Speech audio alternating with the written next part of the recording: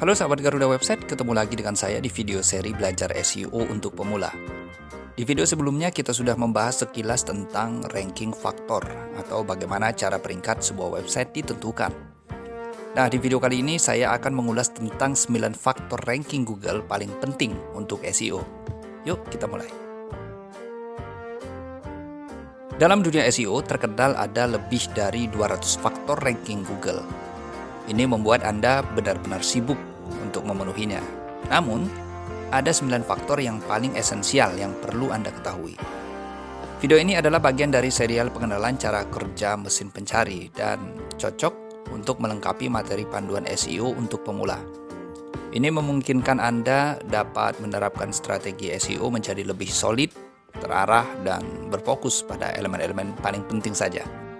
Sehingga waktu yang Anda gunakan untuk penerapan strategi SEO menjadi lebih efektif, di mana langsung menyentuh faktor ranking Google yang paling berdampak terhadap peringkat website. Mari kita langsung saja. 9 faktor paling esensial perankingan di Google yang perlu Anda ketahui. Saya yakin beberapa poin mungkin sudah Anda tebak, dan inilah faktor peringkat yang paling diperhitungkan oleh Google itu. Yang pertama adalah backlink. Ya, backlink. Backlink adalah faktor peringkat paling penting bagi mesin pencari raksasa bernama Google. Ini juga mungkin untuk mesin pencari yang lain.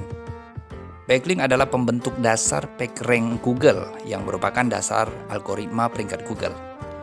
PageRank sendiri memang topik yang sudah jarang dibahas para pelaku SEO belakangan ini.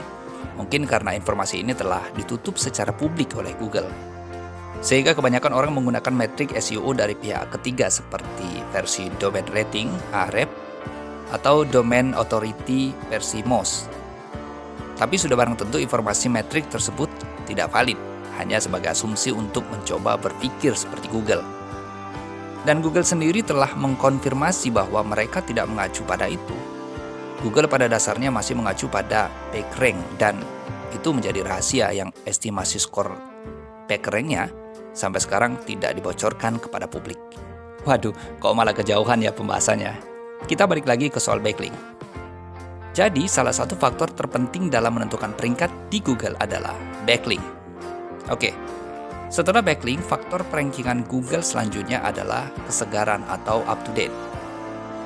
Faktor peringkat Google yang satu ini sebenarnya bersifat opsional. Kesegaran atau up to date bergantung pada query. Artinya, mungkin lebih penting untuk beberapa query dan tidak berlaku untuk jenis lainnya. Misalnya, hasil pencarian kata kunci berita Jakarta itu sangat segar. Google bahkan menunjukkan fitur berita utama dengan hasil dari beberapa jam terakhir. Ini terjadi karena Google tahu orang ingin melihat berita terbaru, bukan berita Jakarta sebelum waktu Masehi. Selanjutnya, faktor perankingan Google yang ketiga adalah otoritas topikal. Jadi begini, Google ingin menawarkan kepada penggunanya halaman web yang dapat dipercaya dari sumber otoritatif, dan ini jauh melampaui pentingnya backlink. Bagaimana kami bisa tahu? Mudah sekali. Kami melakukan riset kecil-kecilan melalui mesin pencari Google, dan bahkan kami hanya pakai tool SEO gratisan. Mari kita lihat metrik SEO untuk hasil teratas pada kata kunci toko alat kantor.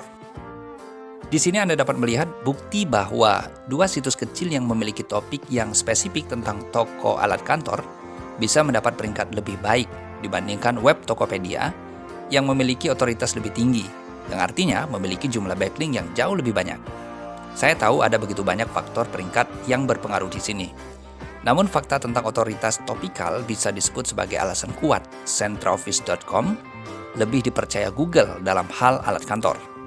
Pertama, Centraoffice.com berspesialisasi pada topik yang sangat spesifik ketimbang Tokopedia yang memiliki konten dengan topik yang lebih kompleks.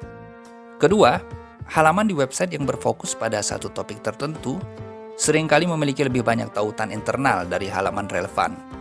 Dan internal link bukan hanya tentang mengalirnya just link yang meningkatkan otoritas, tetapi juga membantu Google memahami tentang setiap halaman terkait. Ketiga, ada bukti kuat yang menunjukkan bahwa otoritas yang terjadi pada sebuah situs bergantung pada query dalam pattern Google ini. Jadi sebaiknya jangan mempublikasikan konten tentang apapun dan segalanya jika otoritas situs Anda masih rendah. Jaga agar semuanya tetap fokus dan bangun reputasi di satu area, misalnya laptop, bukan luas menjadi teknologi. Oke, faktor perankingan Google yang keempat adalah maksud pencarian. Sebagaimana kita ketahui, space di halaman pertama Google itu kan sangat terbatas. Hanya untuk 10 URL halaman web, sisanya untuk beberapa iklan. Jadi Google tidak memberi peringkat pada jenis konten yang sama untuk setiap query.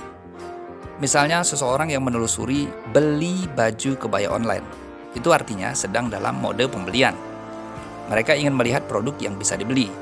Itu sebabnya Google menampilkan halaman kategori e-niaga, bukan situs high authority seperti Wikipedia yang juga memiliki konten tentang sejarah baju kebaya. Di sisi lain, jika seseorang menggunakan kata kunci cara mengikat tali sepatu, itu artinya sedang dalam mode belajar. Mereka ingin tahu cara mengikatnya, bukan membelinya. Itu sebabnya Google menampilkan posting artikel berjenis tutorial.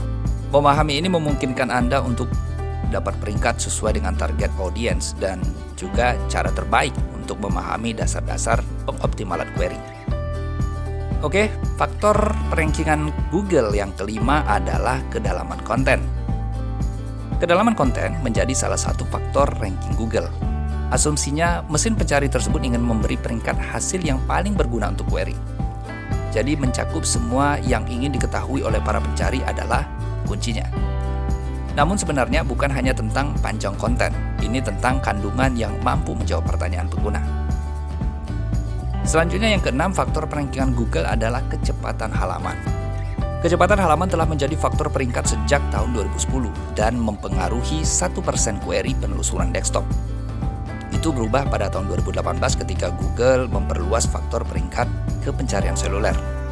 Namun, bahkan sekarang, faktor tersebut hanya mempengaruhi sebagian kecil query dan sebagian besar merupakan masalah bagi laman yang memberikan pengalaman paling lambat kepada pengguna. Itu poin penting. Mengalahkan pesaing dengan beberapa milidetik permainan sebenarnya ini lebih tentang memastikan bahwa situs Anda cukup cepat untuk tidak berdampak negatif kepada pengguna. Pertanyaannya, seberapa cepat itu? Google mengatakan pada tahun 2018 bahwa halaman seluler harus menampilkan konten kepada pengguna dalam waktu kurang dari 3 detik dan time to first byte atau TTFB-nya harus di bawah 1,3 detik. Mereka juga mengatakan bahwa ukuran total halaman web seluler harus kurang dari 500 KB. Namun John Mueller dari Google mengatakan hanya beberapa bulan sebelumnya bahwa time to first byte tidak digunakan untuk tujuan peringkat pencarian. Jadi ikuti panduan ini dengan sedikit logika ya. Jika Anda mengkhawatirkan kecepatan halaman, coba periksa laporan kecepatan di Google Search Console. Anda akan tahu halaman mana yang dimuat dengan lambat di desktop atau di seluler. Next, faktor yang ketujuh yang menjadi perankingan Google adalah HTTPS. Di tahun 2014, Google mengumumkan HTTPS sebagai sinyal yang sangat ringan yang mempengaruhi kurang dari 1% query global. Sejak itu, Google telah meningkatkan komitmennya terhadap HTTPS dan sekarang menampilkan peringatan tidak aman di Chrome saat Anda mengunjungi halaman yang tidak terenskripsi. Jika Anda memiliki laman yang tidak aman, Anda mungkin juga telah menerima email peringatan dari Google Search Console ya. Terlepas dari semua ini, HTTPS tetap menjadi faktor ranking Google yang ringan, seperti yang dikonfirmasi oleh John Mueller pada awal tahun 2019 yang lalu. Faktor perankingan Google selanjutnya, yakni yang ke-8 adalah mobile friendly. Mungkin ini perlu Anda ingat betul. Hampir 2/3 pencarian yang dilakukan orang-orang adalah melalui seluler. Jadi, tidak mengherankan jika ini kemudian menjadi faktor perankingan Google saat ini. Oke, selanjutnya yang terakhir, yang ke-9 dari faktor perankingan Google adalah user experience atau pengalaman pengguna. Jadi begini, Google berfokus untuk memberi pengalaman yang baik kepada para penggunanya, dan sebaiknya Anda pun demikian. Anda harus membuat situs web untuk memberi manfaat bagi pengguna Anda, dan pengoptimalan apapun harus diarahkan untuk membuat pengalaman pengguna menjadi lebih baik. Tetapi, hal-hal seperti apa sih yang berkontribusi pada pengalaman pengguna yang baik? Google sendiri memberikan beberapa saran. Yang pertama, konten yang mudah dibaca. Yang kedua, situs yang terorganisir dengan baik. Yang ketiga, konten yang menarik dan bermanfaat. Yang keempat, desain yang responsif. Yang kelima, tidak ada iklan yang mengganggu. Dan yang keenam, situs dirancang berdasarkan kebutuhan pengguna. Kesimpulannya, jadikan situs Anda ramah pengguna. Hapus gangguan, atur konten secara terstruktur, tulis agar mudah dibaca, dan lakukan riset jika perlu. Lakukan segala daya upaya untuk menjadi hasil terbaik untuk kata kunci target dan pengguna Anda. Oke, segitu aja dulu ulasan kita kali ini. Semoga bermanfaat. Dan jujur, sebenarnya strategi SEO ini sangat kompleks. Jadi saya menyarankan Anda yang mau mengetahui pembahasan lebih mendalam terkait tahapan atau cara SEO, silakan kunjungi situs Garuda Website yang linknya sudah saya sertakan di bagian deskripsi channel ini. Ada banyak hal yang bakal Anda dapatkan di situs ini, khususnya yang berkenaan dengan SEO.